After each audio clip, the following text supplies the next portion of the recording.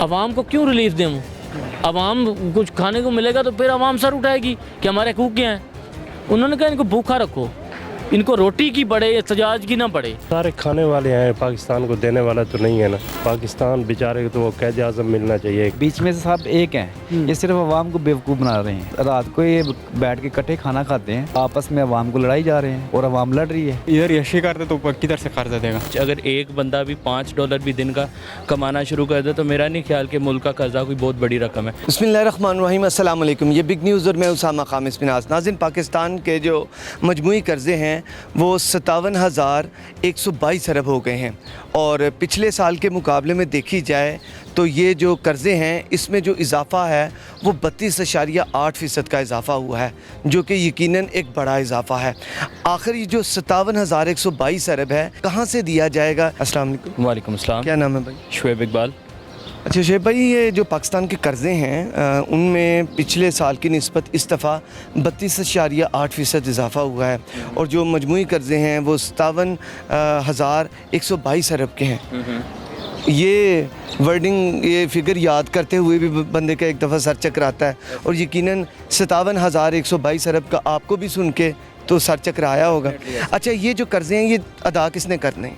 ज़ाहिर है आवाम ने ही अदा करना है, कर्जा तो आवाम के ऊपर ही है। लिया तो गवर्नमेंट नहीं है, लेकिन अल्टीमेटली जो डेट आएगा वो आवाम के ऊपर, ईच इंडिविजुअल के ऊपर लाई कर रहा है। अच्छा, सियासतदान ने भी कभी अपने ऊपर लिया है कि यार ये कर्ज़ा हमने देना है? सर फ्रेंकली स्पीकिंग सियासतदान जो हैं वो कभी भी अपने ऊपर नहीं लेगा, क्योंकि अल्टीमेटली ये पब्लिक का ही डेट है। कोई भी सियासतदान आ जाए उसके ऊपर डेट इनकाउंट नहीं होगा। ये पब्लिक का ही डेट है और पब्लिक ने ही पे करना है इसे एट एनी कॉस्ट। क्या है हमारे पास इतनी कैपेबिलिटी, हमारी आवाम के पास इतनी ज़्यादा आवाम जो ज़्यादातर है वो गरीब है, तो क्या इतनी है हमारे पास कैपेसिटी कि हम वो ये कर्ज़ा अदा कर सकें? सर अगर आप एक आईटी प्रोफेशनल से पूछें तो उसका यही हल है कि आपकी जो यूथ है उसके अंदर, पाकिस्तान एक ऐसा मुल्क है जिसके पास जो मेजॉरिटी जिसकी पॉपुलेशन है वो यूथ है। तो यूथ आपकी अल्हम्दुलिल्लाह इस काबिल है, टैलेंटेड है। आपके फ्रीलांसर्स देख लें, आपकी जो फ्रीलांसिंग कम्युनिटी है, अगर एक बंदा भी $5 भी दिन का कमाना शुरू कर दे तो मेरा नहीं ख्याल कि मुल्क का कर्जा कोई बहुत बड़ी रकम है। ईच इंडिविजुअल अगर जितनी यूथ को आप कैलकुलेट करें जो एजुकेटेड है और आई का नो हाउ और स्किल रखती है, अगर $5 भी एक आदमी रोज़ का बनाना शुरू कर दे तो इजीली आपका कर्जा उतर सकता है। तो क्या बात है, इतनी देर से आईटी इस दुनिया में मुतारिफ है, हमारे पाकिस्तानियों ने ऐसा क्यों नहीं किया? हमारी स्टेट में ऐसा क्यों नहीं हुआ? सर इसके पीछे डिफरेंट रीजंस हो सकती हैं, क्योंकि पाकिस्तान एक थर्ड वर्ल्ड कंट्री है, डेवलपिंग प्रोसेस में है।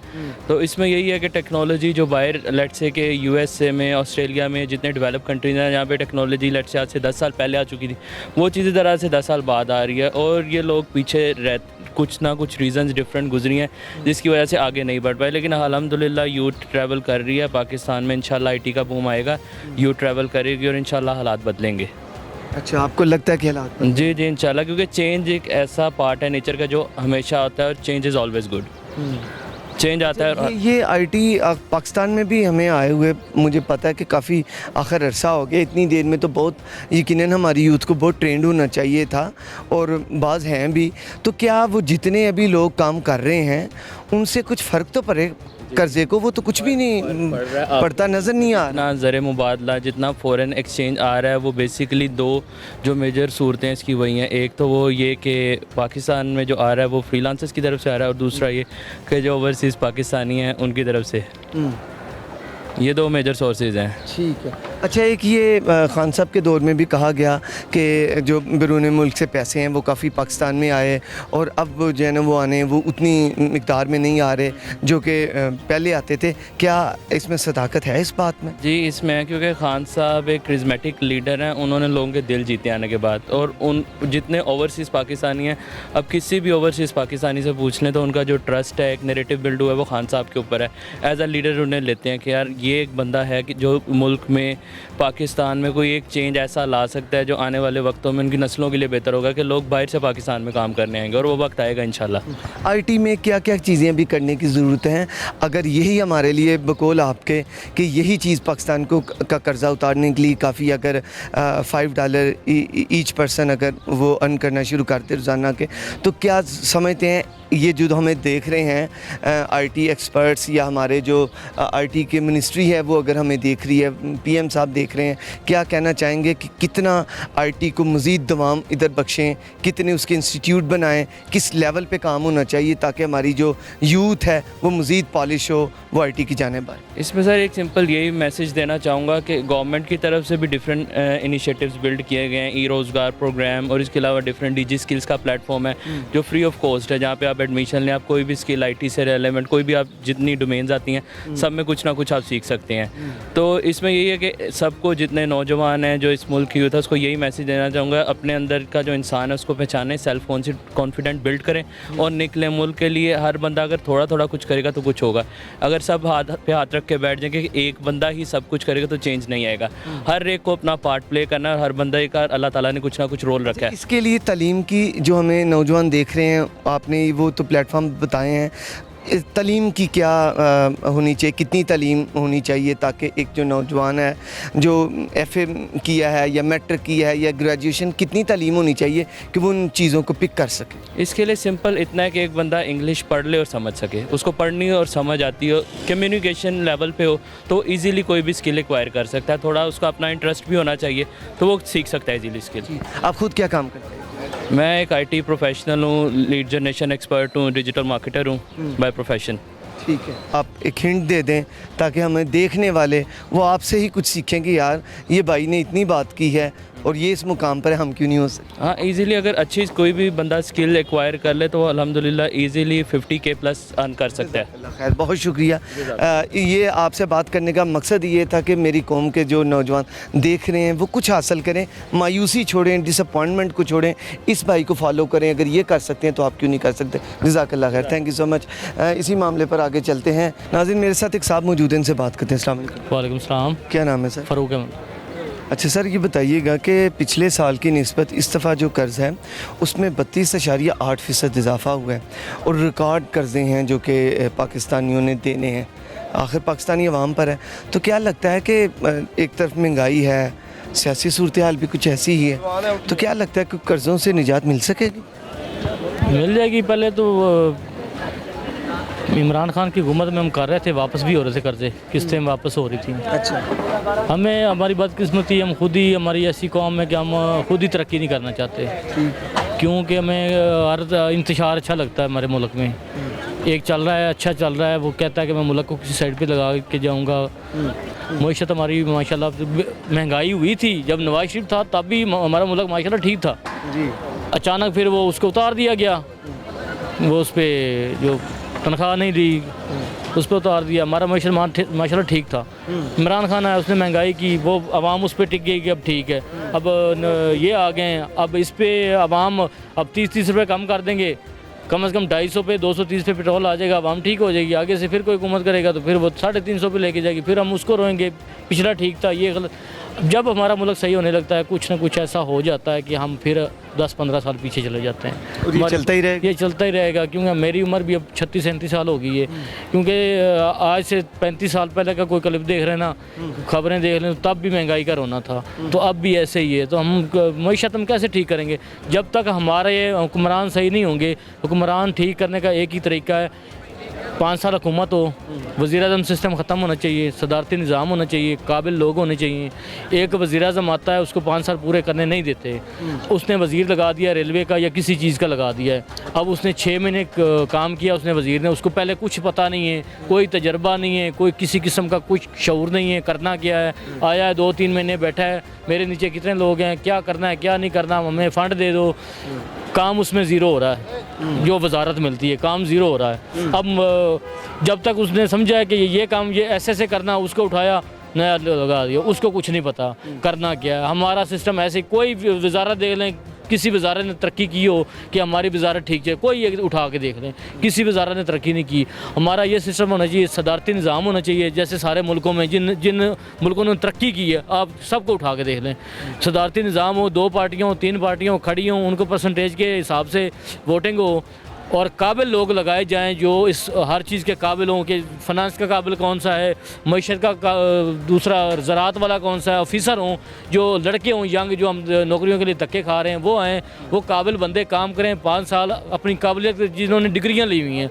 ये नहीं कि एक 10 पढ़ा 11 पढ़ा आगे बंदा MNA MPA बैठ जाए, उसको पता ही कुछ ना हो कि हमने करना क्या है, उसके बाद 6 महीने बाद नया लगा दें।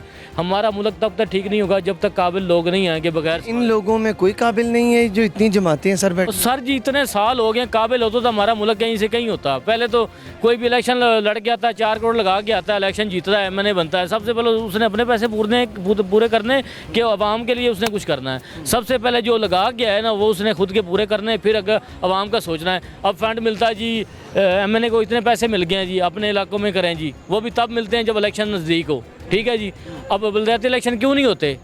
क्योंकि MNA के पास जो पैसे होते हैं वो नीचे न चले जाएं, MP के पास जाते हैं, MP के बाद चेयरमैन के पास जाएंगे, चेयरमैन के बाद फिर गांव में कुछ बचा कुचा थोड़ा पता होगा वो जाएगा, वो भी आगे ठेकेदार खा जाएंगे। काम क्या 0% से 1% हो जाएगा। अगर इतना पैसा जितना गांव में बांटा गया है 10% भी लग जाता, हमारा सारा कुछ सिस्टम सीधा हो जाना था। जिसके पास पैसे, मेरे पास 10 लाख ग्रांट आ गई, मैं काउंसलर हूँ तो मैं वो 10 लाख नहीं लगा सकता। कोशिश करूँगा कि खुद के पास जो अपने मसाइल हैं घर के वो मैं सीधे करूँ, ठीक है ना। हमारा जो मैंने आपको बताया ना सदारती निज़ाम होना चाहिए सबसे पहले, मेरी राय है। क्योंकि जो आप देख लें चाइना है हमारे हमसे बाद आज़ाद हुआ, उनका हिसाब देख लें। हम खुद आवाम खिलाते हैं, क्योंकि जब हम कहते हैं वो भी खा गया, चोर है वो भी खा गया, जब हम वो चोरों को पकड़ते हैं हम उन्हीं के हक़ के लिए खड़े हो जाते हैं, मुजाहरे करते हैं। जब उनका एहतसाब होने लगता है हम खुद ही जाके, अब देखें सुप्रीम कोर्ट के सामने हम खड़े हो गए हैं जी, ये इंसाफ सही नहीं हो रहा। क्या जब हमारे हक़ में फ़ैसला होगा फिर ठीक है, हमारे खिलाफ एक फ़ैसला भी आएगा फिर सुप्रीम कोर्ट गलत है। अब आधी से ज़्यादा हमको तो खाने को नहीं मिल रहा, यहाँ तो लोग आटे के लिए सर तरस रहे हैं। सूरत हाल ये सर, यही तो आवाम को क्यों रिलीफ दें? आवाम कुछ खाने को मिलेगा तो फिर आवाम सर उठाएगी कि हमारे हकूक़ क्या हैं। उन्होंने कहा इनको भूखा रखो, इनको रोटी की पड़े, एहतजाज की ना पड़े। हमको तो 155 रुपये आटा है, हम कहाँ से लेंगे एक वक्त की रोटी? जिनके पास 2-3 बच्चे हैं वो पढ़ाई उनकी पूरी करे या बिल पूरे करे या एहतजाज करे। अब ये 3-4 दिहाड़ियाँ टूटी हैं, हम इधर वेटर हैं उधर होटल पे, हम क्या करेंगे? हम 4 दिन टूटे हैं, हम कहाँ काम मुतासर हो गया। ये आपके सामने मार्केट देख लें, कोई आपको एक बंदा नज़र आ रहा है? इतनी उम्मीद, हज़ारों लोग बैठे हैं बेकार बैठे हैं।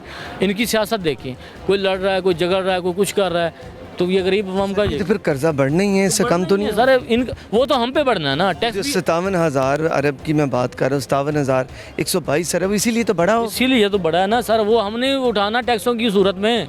अब IMF से इन्होंने कर्जा लेना था, दिया नहीं, शर्तें अभी दी नहीं, पहले लागू कर दी हैं, कर्जा भी नहीं मिला, सब कुछ हो गया। अब जी हमें कर्जा नहीं चाहिए, वो क्यों नहीं चाहिए? अवाम ने दे दिया, क्योंकि जो कर्जे मिलने थे उधर से पैसे मिलने थे वो टैक्स लगा के इन्होंने पूरा कर लिया। अब दे ना दे, अब IMF नहीं देगा तो फिर ख़त्म, कोई चक्कर ही नहीं है। अवाम सिर्फ देने के लिए बैठे हुए ये अवाम पता है क्या, अब अवाम का कोई समझ ही नहीं आ रही कहाँ जाए, ना किसी के खिलाफ बोल सकता है ना कुछ। अब कानून सिर्फ गरीबों के लिए रह गया है, ठीक है। अब अमीरों को तो आपको पता है कि जो पकड़ा है वो ज़मानत पे छोड़ देते हैं, चलो जी आप जाएं जी, आप ये आम बंदे के लिए हमने कोई बात करनी है, किसी मसला या किसी को 1000 रुपया देना है, कोई किसी से कर्जा लिया तो वो आके मैं पकड़ेगा, 15 पे कॉल करेगा, फ़ौरन उठा के ले जाएंगे। अमीरों के लिए कानून नहीं है, सिर्फ गरीबों के लिए कानून है। सोचना चाहिए कि चलें इस तरह ना करें, हम कुछ भी ना करें, खुदारा एक हो जाएँ, सियासतदान सारे इकट्ठे हो जाएं, अवाम सीधी हो जाएगी, खुद ही सीधी हो जाएगी। ठीक है, बहुत शुक्रिया। ये नाज़रीन बड़ी इन्होंने गुफ्तगू जो की कि सियासतदान जो हैं वो एक पेज पर आ जाएं और आवाम के लिए सोचें। जब वो आवाम के लिए सोचेंगे तो जो मसाइल हैं, ये कर्ज़ों के, ये महंगाई के, ये जो आटे की सूरत हाल है, ये सारी ठीक हो जाएंगी। इसी मामले पर कोशिश करते हैं और भी किसी से बात करें और इनसे लोगों से हम ये जानें कि जो इतना ज़्यादा कर्ज़ है आम पाकिस्तानी ने उतारना है या पाकिस्तान का एक बच्चा जो है वो उस कर्ज़ को उतारेगा, कैसे उतारेंगे यही जानते हैं। आइए मेरे साथ। अस्सलाम वालेकुम जी। वालेकुम सलाम। क्या हाल है जनाब? अल्हम्दुलिल्लाह। क्या करते हैं सर? मैंने मजदूरी करता हूँ। काम शाम सही चल रहा है? अल्हम्दुलिल्लाह ठीक ठाक जी। महंगाई का सुनते हैं तो वजह क्या है इस महंगाई की, क्या लगता है आप? बस सारे खाने वाले हैं, पाकिस्तान को देने वाला तो नहीं है ना। जितने भी आ रहे हैं सिर्फ खाने वाले आ रहे हैं ना। तो पाकिस्तान बेचारे को तो वो क़ायद आज़म मिलना चाहिए, एक और क़ायद आज़म। सर वो अपने क़ायद आज़म की बात की जब ये इधर जिना हाउस जो है कोर कमांडर हाउस, वहाँ पर जब हमला उधर दावा बोला गया तो वहाँ पर हमने, हमारी आवाम ने ही आखिर, क्योंकि जब ये गिरफ़्तारी हुई है तहरीक इंसाफ के चेयरमैन की तो आवाम उधर को भागी है। वो न जाने कौन थे, उनकी सोच क्या थी जिन्होंने बानी पाकिस्तान की वहाँ पर जो कीमती चीज़ें थी उनको भी सर जला दिया। हमने तो अपने फाउंडर के साथ थी ये सलूक। सर को हर कोई अपने मफाद के लिए आता है, जो भी आता है अपने मफाद के लिए आता है। अभी जो फजल रहमान का जो हुआ है वहाँ पे तो किसी पुलिस ने नहीं रोका, किसी फ़ौज ने नहीं रोका। इमरान खान के साथ है अवाम, उसको काम करने नहीं देते। पौने 4 साल हुकूमत किया उसने। अल्लाह की मेहरबानी का इल्ज़ाम लगा, वो भी एक घड़ी का लगा। घड़ी की क्या औकात है, जिसने कि एक शर्ट जो है ना 5-5 करोड़ की, गेंद 10-10 करोड़ की बिकी है उसकी जी। तो उसके लिए एक घड़ी क्या चीज़ है। इमरान खान वैद लीडर है जो अवाम का सहारा है। मौलाना साहब ने तो कहा कि वो मुजरिम है, मुजरिम को तहफ़्फ़ुज़ दिया गया। यही तो मसला है ना, सारे मुसलमान एक दूसरे को मुजरिम बोलता है, कोई काफिर बोलता है, कोई हिंदू बोलता है, और हिंदू हमें मुसलमान बोलते हैं। सही है, तो हम एक दूसरे को काफिर बोल रहे हैं, वो जो काफिर हमारे को मुसलमान बोल रहे हैं। वो तो फिर बेहतर है ना, फिर उसकी बात माने ना हम। जो भी आते हैं अपनी पार्टी के, फजलू जब 150 पे पेट्रोल था, डीज़ल था, उसका आपके सामने रोज़ाना के जलसे जुलूस ये वो महंगाई के लिए। तो जब अभी देखो 300 क्रॉस कर गया, गरीब आदमी 800 रुपए की मजदूरी के लिए तड़पता रहता है, भाग दौड़ता रहता है। सही है, उसके लिए किसने नहीं निकाला। लोगों की ऐसे कुर्सी के लिए कोई मसला थोड़ा सा बना है उसका, तो वो फिर इस्लामाबाद का रुख कर लिया। गरीब क्या करे, सब गरीब का कोई नहीं सोचता, पाकिस्तान के बारे में कोई नहीं सोचता, सब अपने लिए करते हैं। क्या हमारे इन लीडरान में कोई ऐसा है जो कि कोई ऐसी लीडरशिप है, ऐसे लोग मौजूद हैं कि जो पाकिस्तान के इस वक्त कर्ज़ा है वो 57,122 अरब पे जा पहुंचा है। पिछले साल के मुकाबले में जो अब तक इजाफा हुआ है मार्च तक, इस साल मार्च तक, वो 32.8% है। यानी इतनी तेज़ी से ये कर्ज़ा बढ़ा है। 57,000 की बात हो रही है। तो क्या है हम में कोई ऐसा लीडर या ऐसी लीडरशिप जो इससे हमें निजात दिलवा सके? बिल्कुल है, इमरान खान से अलावा कोई लीडर नहीं है ऐसा। अगर इमरान खान को सही 5 साल और मिल जाए ना तो इंशाल्लाह पाकिस्तान की तकदीर भी बदल देगा। मेरा किसी पार्टी से तलक नहीं है, हमारा पेट पार्टी। फिर आप कैसे कह सकते हैं? देख रहे हैं ना, हम रोज़ाना सुन रहे हैं ना। पार्टी से ताल्लुक़ नहीं, लेकिन गैर जानबदारी से कह रहे हैं। मैं गैर जानबदारी ये कह रहा हूँ कि वो थोड़ा सा सही सोच रहा है, उसको किसी चीज़ का लालच नहीं है। वो कभी बाहर भागने की उसने कोशिश नहीं की, सबका सामना कर रहा है। तो उम्मीद लगती है इमरान खान पे अगर उसको 5 साल और मिल जाए तो इंशाल्लाह मुल्क की तकदीर बदल देगा। सही है। मार्केटों के हालात, जिस मार्केट में हम खड़े हैं, लिबर्टी मार्केट में, मैं देख रहा हूँ, कैमरामैन से भी गुजारिश करेंगे, मौज़म भाई कैमरा आप इस तरफ को ज़रा घुमाएं और हमारे नाज़रीन को भी दिखाएं कि हम जो देख रहे हैं वो ये कंडीशन है। और दूसरी जानिब जब हमारी तरफ भी वो करेंगे तो वहाँ पे भी सूरत हाल कुछ ऐसी ही है। तो सर आप मुझे बताइएगा, मार्केटों की कंडीशन ये है, इन लोगों ने जो करोड़ों रुपए लगा के बैठे हैं, इतना सेटअप है, ये लोगों ने भी कुछ लेके जाना है, और इनके अंदर जो काम करने वाले हैं वो हम आपके बच्चे होंगे, गरीबों के बच्चे हैं। तो अगर काम नहीं होगा सर, वो तो उन्हें निकाल देंगे उन लड़कों को। सर देखो, ये अभी करोड़ों की दुकानें हैं, किराए भी लाखों में दे रहे हैं। फिर भी उनका इतना है कि वो गुजारा कर लेंगे, जिनका एक भी नहीं है। अभी मुझे 10 दिन हो गए गाँव से आए हुए। ठीक है। मैं इधर सिक्योरिटी गार्ड की नौकरी करता था, तो उधर मेरा थोड़ा तबीयत ख़राब हो गया। अभी 10 दिन हो गया मैं रोज़ी ढूंढ रहा हूँ। 10 दिन से इधर उधर कोई कहीं पे जगह मिल जाए। चलो इनका तो गुजारा, फिर जो नौकरों को निकाल देंगे उनका अपना निज़ाम फिर भी चलेगा, और जिसका रोज़गार ही नहीं है उसका क्या होगा। 10,000 का बोरी एक गंदम का चला गया है, आपके सामने है, कैसा निज़ाम चलेगा। ये सब इन लोगों के पेट भरे हुए हैं, आंखें भूखी हैं, इनकी पेट सबके भरे हुए हैं, जितने भी सियासतदान हैं। आंखें भूखी, आंखें भूखी, बस ये भी हो जाए, ये भी मेरा हो जाए, ये भी मेरा हो जाए, बस ये भी हुकूमत मैं संभाल लूँ।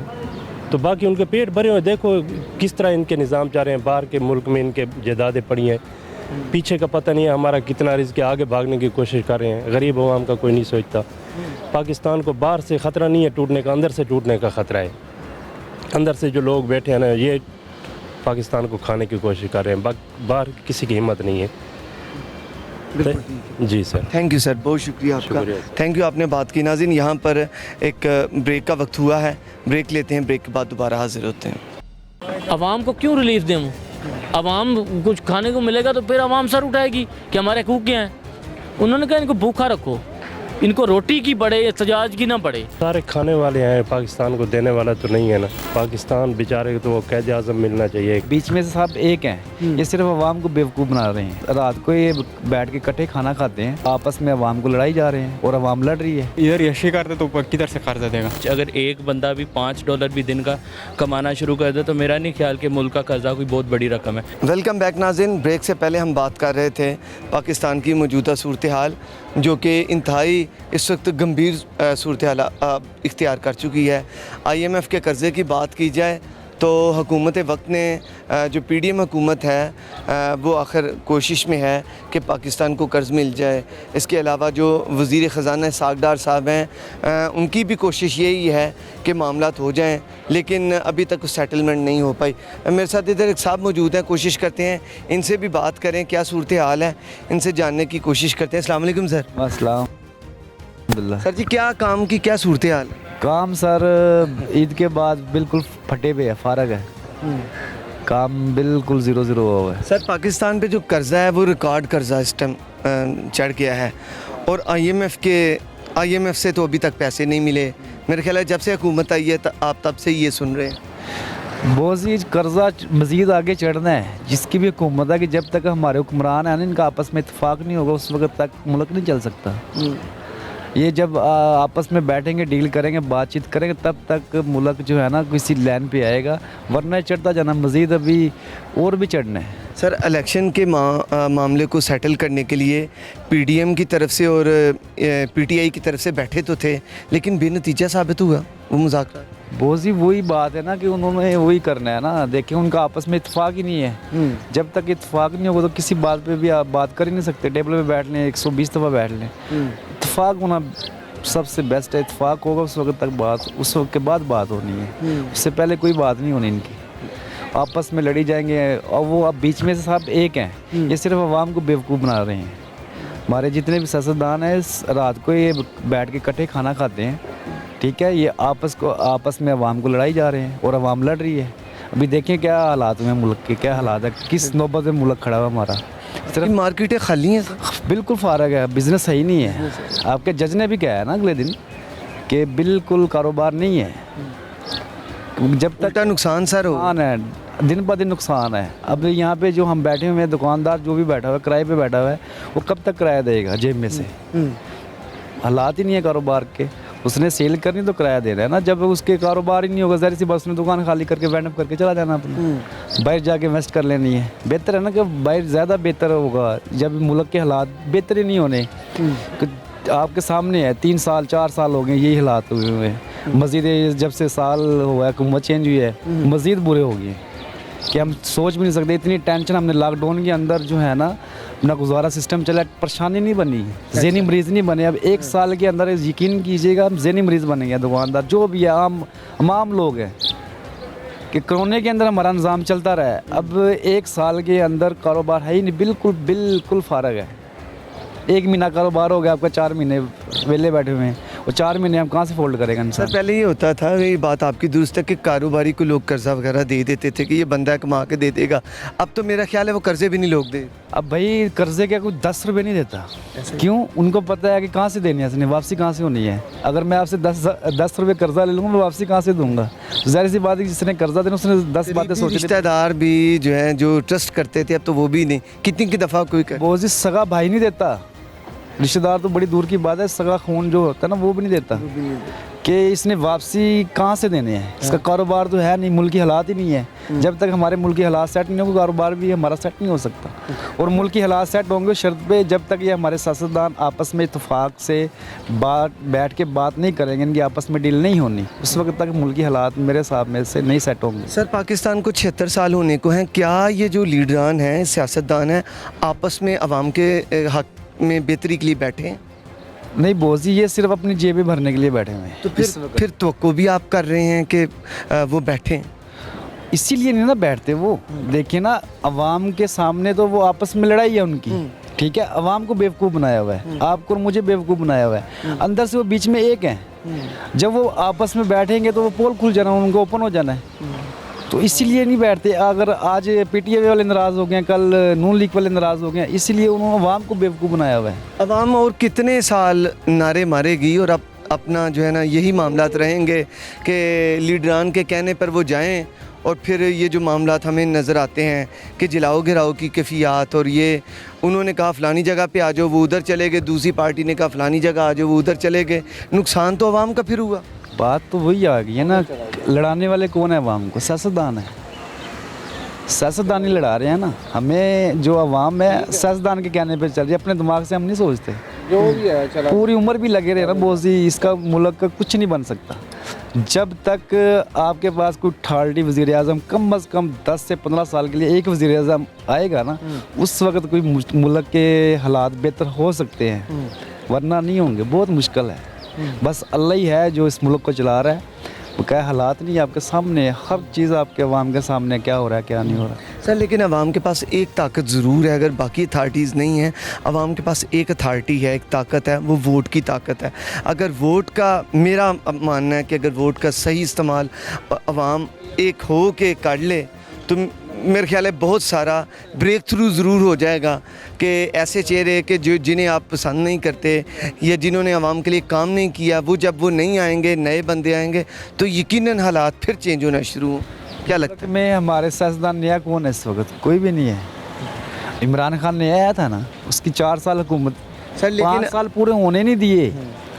5 साल आपके या हमारे इलाके के नुमाइंदों की बात कर रहा हूँ, क्योंकि नुमाइंदों ने हुकूमत लेकर आनी है। डायरेक्ट खान साहब ने या मियाँ साहब ने या आसिफ अली जरदारी साहब ने, उन्होंने नहीं आ जाना।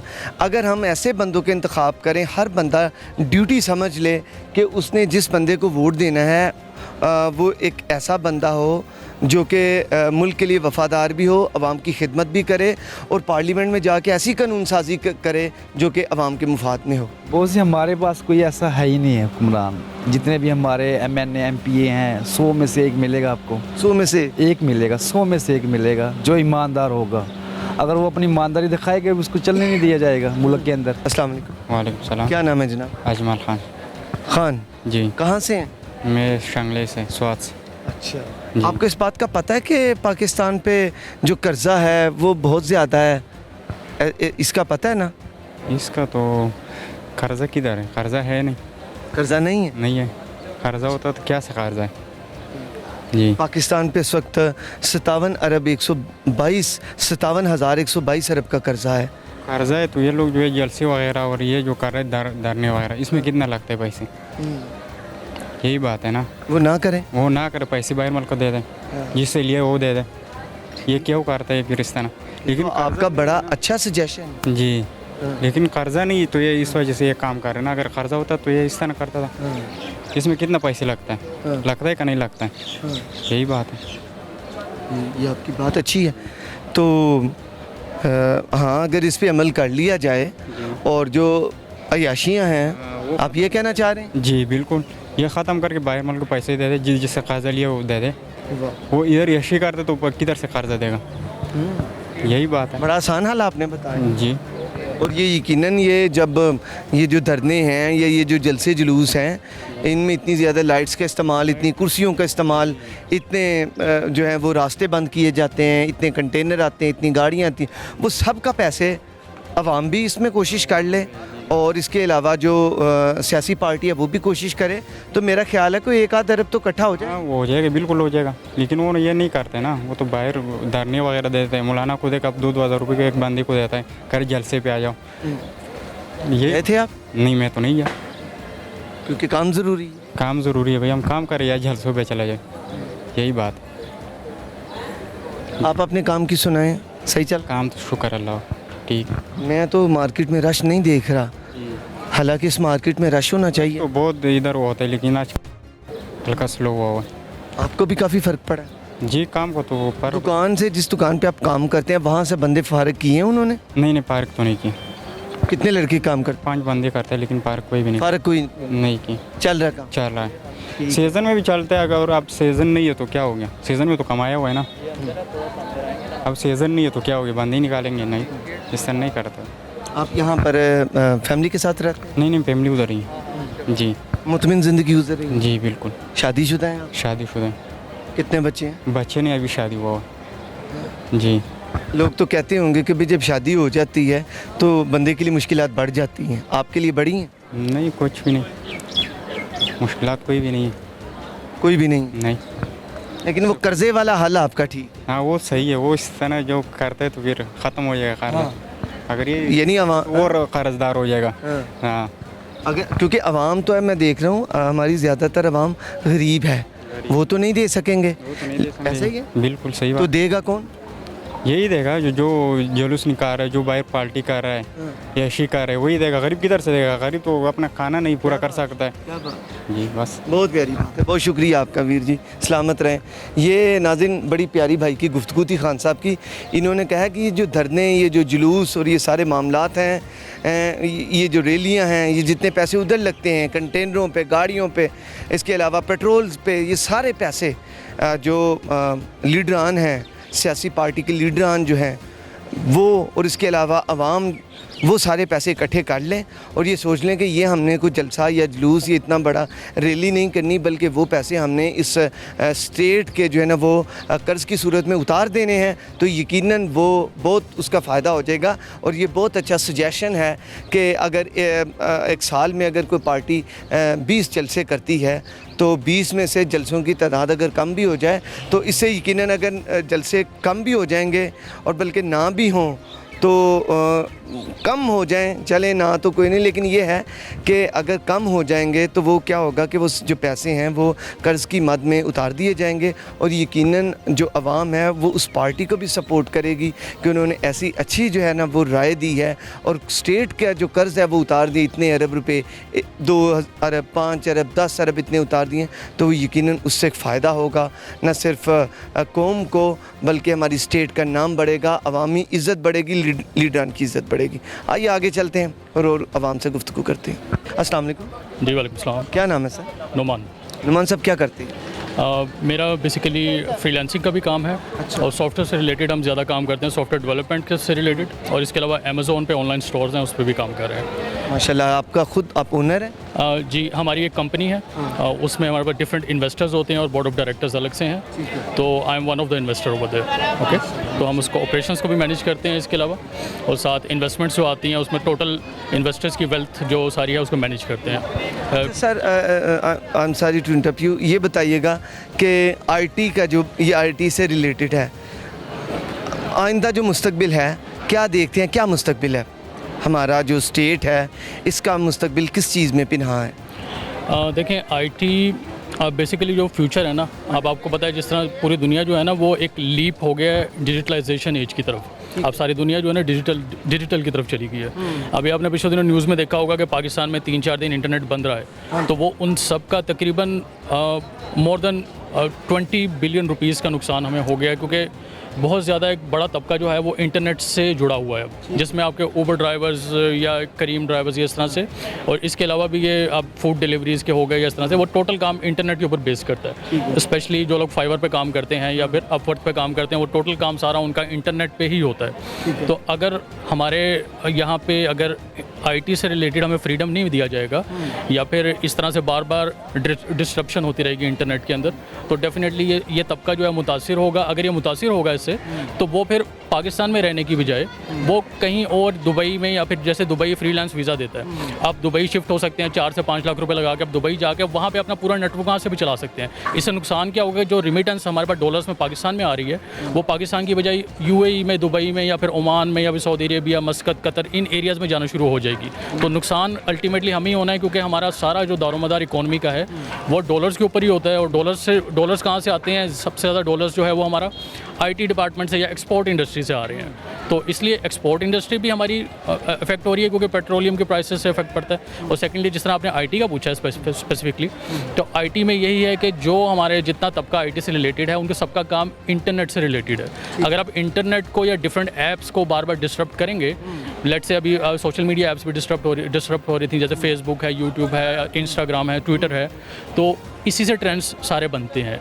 अगर हमें ट्विटर के ऊपर बर वक्त एवरी सेकंड एवरी मिनट हमें इन्फॉर्मेशन नहीं आएगी, तो हम उसके अकॉर्डिंग ही हमने डिसीजन लेना होता है कि भाई क्या ट्रेंड चल रहा है, किस तरफ हमारा रुझान होना चाहिए, किसकी डिमांड ज़्यादा है। तो अगर हमें डिमांड का ही नहीं पता होगा कि दुनिया वालों को चाहिए क्या, क्योंकि फ्रीलांस में ऐसी है कि आपको बैरून मुल्क से कोई बंदा आपको एज अ फ्रीलांसर हायर करता है। अगर आप ट्रेंड्स फॉलो नहीं करेंगे दुनिया में क्या ट्रेंड्स चल रहे हैं, तो आपको फिर वो अकॉर्डिंगली वो आपको हायरिंग नहीं होगी वहाँ पे, क्योंकि रिमोट जॉब्स जो पाकिस्तान में चल रही हैं वो सब इसी तरह से टोटल चल रही हैं। अच्छा सर, ये बात की जाए पाकिस्तान का जो कर्ज़ा है वो बेतहाशा कर्ज़ा है, उसके जो फिगर हैं वो आम बंदा तो उसको काउंट नहीं कर सकता। ये कर्ज़ा आप क्या समझते हैं एज एन IT एक्सपर्ट, आप क्या समझते हैं कि ये कर्ज़ा हम कैसे उतार सकते हैं? क्योंकि एक आम बंदा एक रेडी बान या कोई चीज़ ने वाला है, उसे तो इसकी न हो भी नहीं है, और वो डबल ट्रिपल टैक्सेशन के ज़रिए वो अपने मामलात को दे रहा है। अगर वो एक करियाने की शॉप पे जाता है, वो माचिस पे भी टैक्स दे रहा है, वो ब्रेड पे भी टैक्स दे रहा है, वो कोई दूध का डिब्बा लेता है उस पर भी दे रहा है। वो तो सो मैनी वेज़ में टैक्स दे रहा है स्टेट को, वो कर्ज़ा नहीं, वो उससे ज़्यादा और वो क्या कर सकता है। लेकिन आप एक्सपर्ट हैं, क्या समझते हैं 1 और 2 लाइनर में आप हमें कैसे समझाएंगे, बताएंगे कि हम ये कर्ज़ा कैसे उतार सकते हैं?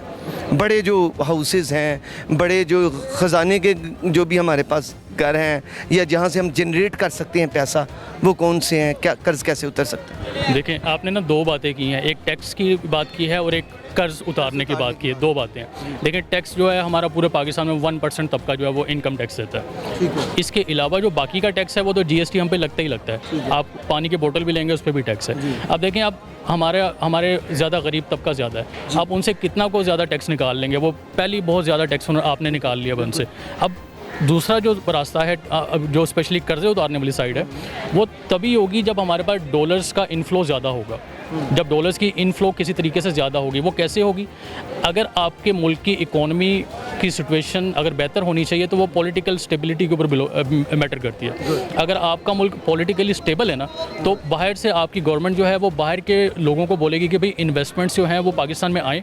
वंस इन्वेस्टमेंट्स पाकिस्तान में आना शुरू होंगी तो जितने बिजनेस वर्ल्ड है, हमारी जितनी इंडस्ट्रीज़ हैं वो फ्लो में आएंगी, हमारी एक्सपोर्ट्स बढ़ेंगी, हमारी जैसी एक्सपोर्ट्स बढ़ेंगी हमारे पास डॉलर्स का इन्फ्लो आना ज़्यादा होगा।